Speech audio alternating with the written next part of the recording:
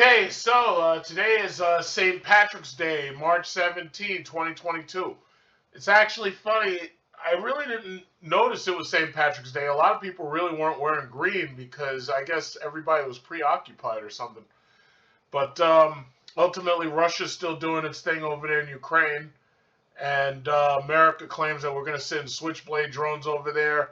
And I think I heard somebody say something about a wall has been built. Zelensky to Germany, tear down wall dividing free, unfree Europe, or something like that. It's speaking to something. I think he was making references to there was a wall.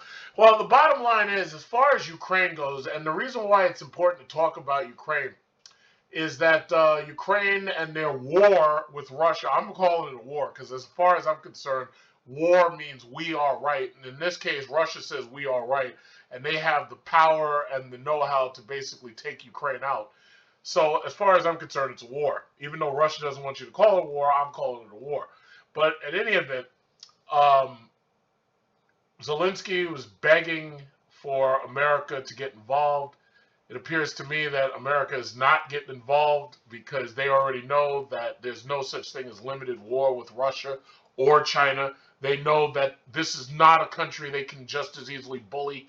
They can do all these crazy sanctions from the side and everything, but they can't attack Russia. They know that. So ultimately, Russia's about to basically take over Ukraine entirely. And they've basically given Zelensky a single demand. They basically said, okay, first of all, you're not allowed to enter NATO. And number two, you have to recognize Luhansk and Donetsk. And you can't allow any of your Azov rebellion battalion people to go in there and mess with pro-Russians and whatnot. So that's basically where we are. Now, it's funny, I saw this story right here. Investor Peter Schiff complains about Ukrainian President Zelensky in a t-shirt before Congress. But the reality is, for all of Peter Schiff's speaking out about the Federal Reserve and Bitcoin and cryptocurrency being Ponzi schemes and all that, it's amazing that this is what they picked to focus on and talk about. As if this t-shirt wearing by Zelensky is really important. In my opinion, it's not at all. He wants to look like he's at war. He wants to look tough. We have no idea where the guy actually is. He could be in Poland right now. But the bottom line is, Peter Schiff, I'm pretty sure there's other things that you could criticize Peter Schiff about. For example, his constant claims that the Federal Reserve is basically ruining America. Now, speaking of the Federal Reserve, Federal Reserve just recently, yesterday, decided that they were going to announce that they were going to start raising interest rates. Now, first of all, this economy is weak. I don't care what they say, the economy is weak. When I was a kid, interest rates were 10%. Right now, savings are not incentivized. They've raised, or they claim that they're raising interest rates to 0.25% or 25 basis points. Not even a full 1% because they know that the national debt has exceeded $30 trillion and 1% interest rates could create a situation where the government can't even pay the interest on the national debt. So we're in a serious situation. They're saying mortgage rates soared past 4%. Now, as you remember, for the last couple of years, I've been trying to tell you, if you can afford to get a house, especially if you're renting, get yourself a house. It does not have to be a beautiful house. It doesn't have to be anything lavish or expensive. But I was trying to tell people before COVID, get yourself a house. I originally felt like racing in to buy more property specifically because I knew that back then Chinese, Russian, and other Asian money was coming into my area. I live in New York City. And they were buying up every house they could, not only New York, but Long Island as well. So I was trying to tell people, I have friends, newlyweds. I was trying to tell them, listen, get yourself a house, get yourself a house. They waited. Now they can't find a starter house. They can't even find a starter house less than $500,000. If the houses exceed 400, 500,000 right now here in New York, they are probably never coming down. I'm not saying that they can go up in perpetuity because that's not true either. But they're probably not ever coming down, and the reason why is because everybody right now has got these 30 and 40-year mortgages but they've got them on percent rates less than 3%. And I raced to get my properties. I made sure that when I thought that the getting was good, I got what I could get. They're saying the rate on the average 30-year fixed rate mortgage jumped to 4.16%, up from 3.85 just a week ago. The 15-year fixed rate, a common refinance option, also surged, averaging 3.39 from 3.09% last week. Now, here's the problem, though. Now, see, for some of you people who live in shitty states or places that nobody gives a fuck about, you don't have to worry about this too much. But see, I live in New York City. I live in New York City. I live near Long Island, nearby Long Island.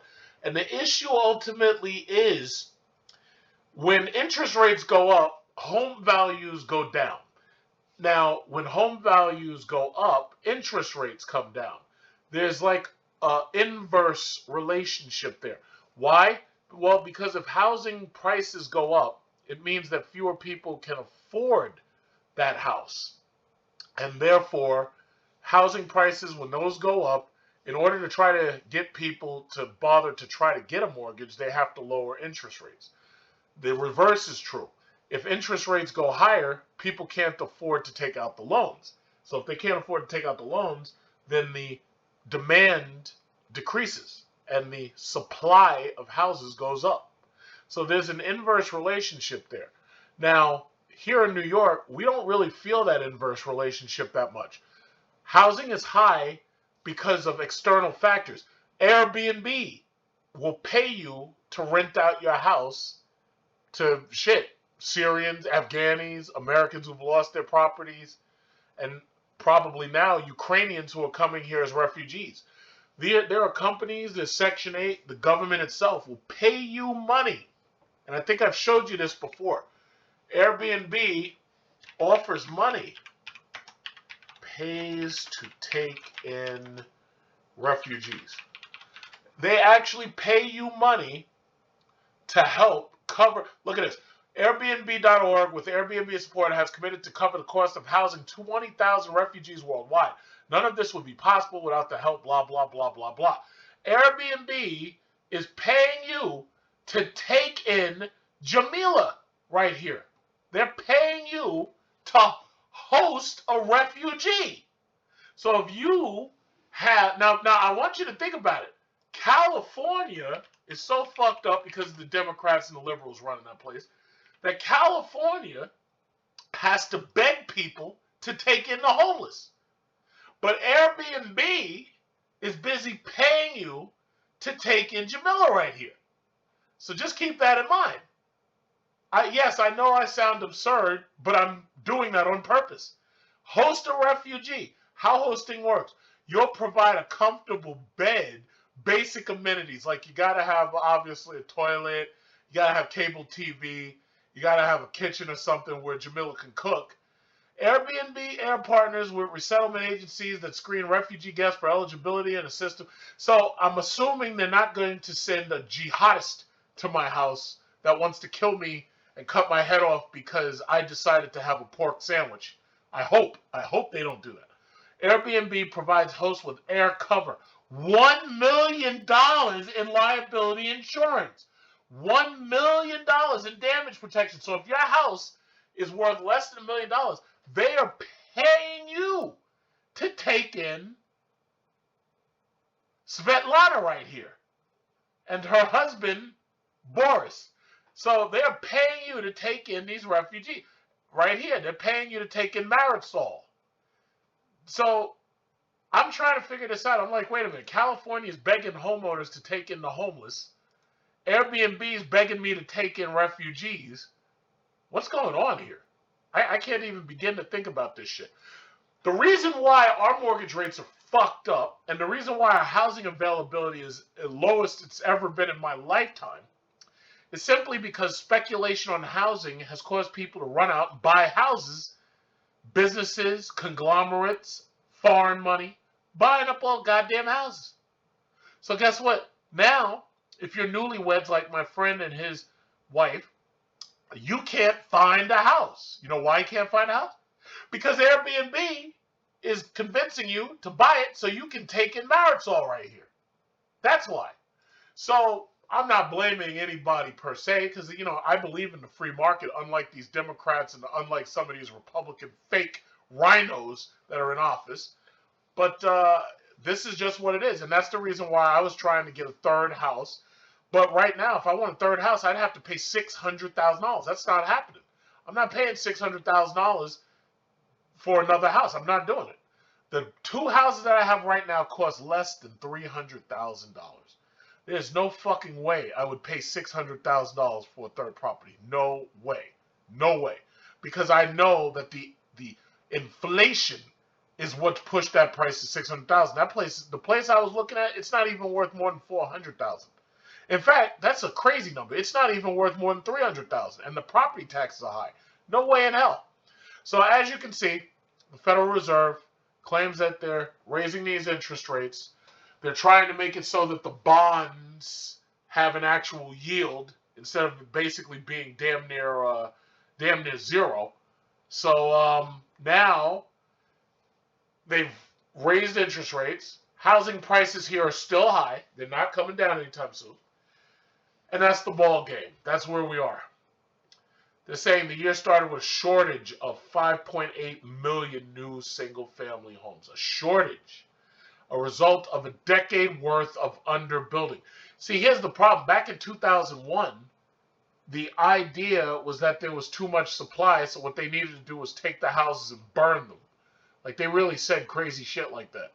And they purposefully underbuilt in order to try to solve the last housing crisis. Well, now we have a new housing crisis. We've got high inflation, 40-year high. We've got very low housing affordability. We've got Generation Z and many millennials as well who can't afford shit because they are poorly skilled. They were passed through school. They're morons at this point. They can't sign their name. Find a Generation Z kid and ask them to sign their name. They can't do it. Signature, what's that? So we've got a lot of issues here. And then to pile up on top of everything, gas prices are sky high, and you're about to fight Russia in World War III. So pile that on to this shit sandwich you've got. So mortgage rates are not doing good. Auto loans suck. They're trying to push, because of these high gas prices, they're trying to push electric vehicles. I was reading this story. They say, as gas prices hit record highs across the U.S., with the Gas Buddy app showing prices of $5.15 fucking cents on the low end, in places like Bakersfield, California, drivers with electric vehicles may be feeling smug. Goddamn right I'd be feeling smug if I had one. I'd be laughing at people while I'm driving shit. Now, they were asking ultimately, which these stations can charge your EV battery in 18 to 40 minutes, which is 80% faster. Now, realistically, if you have an electric vehicle, the only way to realistically do it in a practical way is to have a house and to charge this car at your house. Let me tell you one thing I was thinking. I was thinking about actually getting EV chargers and renting out my yard so that people who have EVs can come to my house, use my charger, and then pay me through the system. Now, I don't know if they already do that, because I know some places you can set these things up, especially outside. Some of these chargers are designed to be all-weather. But I'm going to be looking into that, because if you have the ability to rent out your yard, you can make some money on your yard while you're not there during the day. Not only that, but if you have a charger and they will pay you to let people use your charger as a charging point, that could be phantom income. And I'm really looking into that. I'm really considering that. Because I have enough yard space for 3 cars. And if I had the ability to set up 3 chargers, I could get phantom income like that. I'm going to research that a little bit more. But anyway, as it stands, what did they say? Basically, they're saying that it costs less to have an EV than it does to have gas, because gas is fucking $5 a gallon. So they said Fox Business did the math and reported it would cost $1,500 to drive 15,000 miles in a Ford Mustang. So they're saying in a year it will cost $1,500 to drive a Ford Mustang Mach-E at a 31% charging rate, or 31-cent charge rate. Now, per kilowatt hour here in New York, I don't even think we pay 31 cents. I think, let me see. Kilowatt hour in New York City is 13 cents per kilowatt hour. Now, I know it changes during the summer and this, that, and other, but, you know, it's cheapest in winter, but it goes up during the summer a little because people have air conditioners. But for the most part, we have our own power grid where I am. So some parts of the city have their own power grids, depends upon where you are. But because they make it so that they can't all have a brownout at the same time. But anyway, they're also saying, of course, people have many reasons beyond fuel savings and gas costs to purchase an EV, a hybrid, blah, blah, blah. As electrical prices continue to rise, charging stations could follow in the steps of gas stations. I personally don't believe that electricity is ever going to be as expensive as gas, and there's a simple reason. Electricity is a byproduct of burning fossil fuels. We don't have nuclear right now. I don't know if we'll have a major return to nuclear. We do have solar panels becoming the norm. Also, on top of that, we get a lot of energy from burning coal. And I think in some places they even burn garbage for electricity. But they have like they have, what is it called, carbon capturing, carbon sequestering technology. But that's neither here nor there. Electricity is never going to be as high as gas. And most people won't be able to get an electric car, and they won't have what they need to have an electric car simply because they don't have a house. Generation Z is not going to have houses. You're looking at an entire generation of permanent renters. They're going to be renting out. The bulk of Generation Z is going to be renting. The bulk of Generation Alpha that comes after Generation Z is going to be renting. And if they're all renting, they'll need inexpensive, for those of them that can afford to drive, because keep in mind, most of them are going to be taking the bus and the train. But they're going to need inexpensive gasoline-powered cars because they're not going to have charging stations. They're not going to have houses. Now, I could be completely wrong, because what could happen is America could subsidize in the future. They could subsidize charging stations at all of these apartment buildings. And they could also subsidize charging stations right on the regular streets. Like, there's no reason why your average powered lamp post can't have a charger station built right into it. Like a lamp post, we could get to the future where a lamp post for the street has a retractable power line. That's a possibility. So we don't know what the future looks like. The government doesn't know what the future looks like. So my thing is, I really doubt that electricity will get that high. And if we do return to nuclear energy and different types of nuclear energy, it's very possible electricity could go down very low. Because keep in mind, if you live near a hydroelectric dam or a place that gets renewable energy from nature itself, electricity is actually very, very cheap in certain places. So my thing is, regardless, I'm getting an electric car, and I'll have a gas car, I'll have an electric car. So whichever one I feel like driving. Oh, gas is high? Oh, shit. Russia decided to blow up something? Okay, gas is high, so I'm going to use my electric car. Or maybe if electricity goes up, I'll be like, hey, look, everybody's got electric cars now, so you know what? Premium unleaded went down below $2, so I'm going to use my gas car now. Now, the government has mandated that in certain places they're not allowed to sell gas cars or gas trucks after 2040. But I've got plenty of time until that happens, so I'm not really worried about that. I really wanted to get to the market. Ever since the Federal Reserve announced that they were raising the interest rate by 25 basis points, we've seen, I tried to tell them, I said, guys, get your Google, get your Amazon right now. Amazon was at $26.71, and right now it's shot up between yesterday and today. It shot up to $31.34. Now, you know me. I tried to tell you last week. There were people who bought Google when I called Google. I said, "Hey, Google's about to do a stock split. Buy the Google now." I told them, in fairness, I said buy it at $27.50, or buy it as soon as you possibly could. That was before Russia started their shit. Prices went up, then they went down, and now they're on the rise again. Now that the Federal Reserve has stabilized people's sentiment in the market. Tesla was down. I told people, get your Tesla if you could.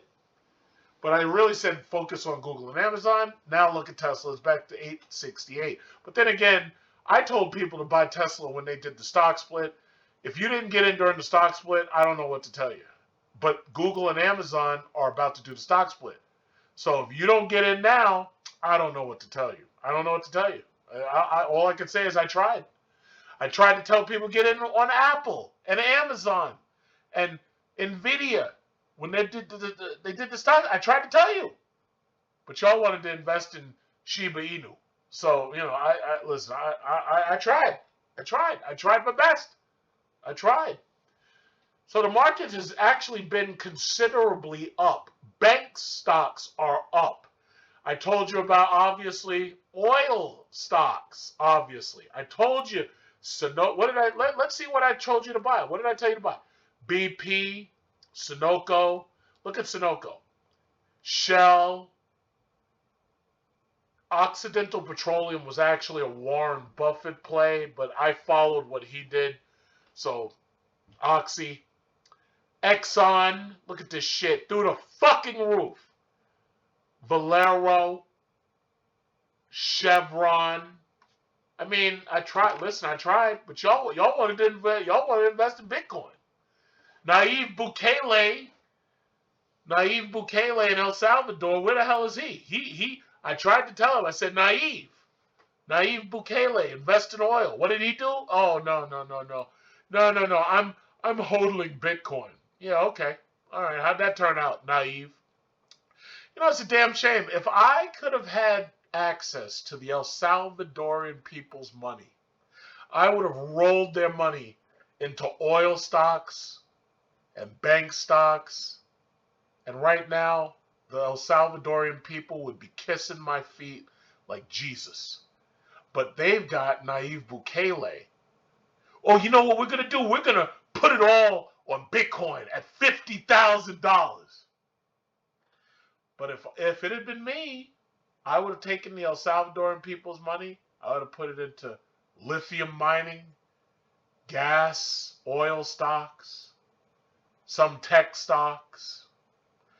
Man, the El Salvadorian people they'd be calling me God right now. Thank you for the money, it's a big truck. Not Naive Bukele. Not him. No. We're going to hold him. We're going to the moon. We're going to Bitcoin. We're going to the moon. We're going to Pluto. How's that going for you now, Naive Bukele? How's that going now? Damn, if only I had the power to force people to do stuff. But I guess, hey, listen, I guess I just have to speak for myself. So when these people see me driving these big-ass gas-guzzling cars, and they're like, hey, all I can afford is a Hyundai or a Honda or a Toyota. How did you get that? Do you know half of the people on my block think I'm a drug dealer? They really do. I'm not a drug dealer. I've never done drugs. I've never done anything even remotely illegal like that. I've got zero criminal record. These people on my block, they see me going on these vacations. Keep in mind, 28 days from now, I'm on my way to Dubai and Maldives, business class on fucking Emirates. My neighbors think I'm a goddamn drug dealer. They can't figure it out. They're like, wait a minute. This guy has nice cars. He lives in his fucking house by himself. Meanwhile, I got to rent out my basement to make ends meet. Or I've got to rent out my top floor to make ends meet. Who the fuck is this guy? I think this guy is one of those hidden millionaires or something. But that's what it is. It's like, I tried. Here's a question. Did I make you pay me for stock advice? There's a lot of fake-ass gurus online. These motherfuckers try to get you to pay them $100 for a fucking consultation. When I see shit like that, and then let me tell you something. When I see people who are making you pay for free advice, And then I see these motherfuckers who are trying to make you pay for crypto advice. Let me tell you something. That shit burns me. When I see that, that makes me so angry. And I'm like, wait a minute. These people are not only getting fucked out of their money, but also they're getting fucked out of their future investment money too. Burns me. It really upsets me. I have stayed on the same path. I've got people saying, yeah, Big Truck, your advice is okay, but it's boring. I don't want to get rich slow. I don't want to make money slow. I want to go into shitcoin. I want to go into Shiba Inu and Elon Musk coin. I tried. All I can say is I tried. I tried my best. I told people back in March 2020, I said, I am an oil man. Get your money, get into oil now. What did they do? What did they do? They said, no, we're not buying oil. We're not buying oil. GameStop, and AMC are going to the moon. We're going to Pluto. We're going to Jupiter. We're going to Saturn. That's what they told me. These motherfuckers told me that shit. They said, nah. I want to get in on this Reddit short squeeze. The Reddit short squeeze. They're squeezing. Well, let's see. Where's GameStop? Uh-oh. Oh, shit. Is this GameStop right there? Oh, wait a minute. GameStop is fucking, what is this? $80.50. What? Ooh. How about AMC? I know AMC went to the, wait a minute. Down from $60 to, down to $15? That doesn't look like the moon to me. Will I ever hear from all of the people who lost their shirts going after these bullshit Reddit short squeezes? I wonder, will I ever hear, whatever happened? You remember Wall Street Bets? That was the talk of the town. These fake-ass journalists on MSNBC. These fake-ass journalists on Fox Business News. These fake-ass journalists like Jim Cramer on CSNBC. They were telling you, or they were talking about this bullshit every fucking day. That's what they were doing. They were busy talking about this bullshit, and these people get to keep their jobs. They were busy talking about this shit and talking this shit up. What did I say? What did I say? Huh? You tell me, what did I say? When the Reddit short, when this bullshit started, what did I say? Let's look back through my videos. What did I say about it? What did I say? I can't remember. What did I say about it? And these people actively pumped this bullshit. Actively. Nobody stopped them. What did I say? I can't remember. What did I say? What did I say about this? Let me see. What did I say? What did I say? Let's see. Newest to oldest? Let's see. What did I say? Yeah, I've been following Russia a bit, as you can see. What did I say about GameStop and Reddit? What did I say? Let's see. What did I say? What did I say? Where is it? Where is it? This was a while ago. Shit. Let's see. Coinbase. What did I say about these people? What did I say? What did I... Oh, here we are. I said GameStop was a pump and dump. That's what I said. I called Wall Street Bets market manipulation. I don't bother to erase any of this shit. I'm leaving it up here. This is like my contribution to humanity. It's like a Bible or something. I said, what did I say? I told these people they're never going to get their money back. What did I say? I made fun of this shit. I call it Stop the Squeeze, GameStop. I've been laughing at these motherfuckers for the last year because I knew this was some bullshit. I knew it was bullshit. I followed the Reddit market crash live. I don't know what to say. But arguing with these people, how can you argue with these people? We're going to the moon! We're going to Pluto! We're going to Jupiter! We're going to Mars and Deimos and to Ukraine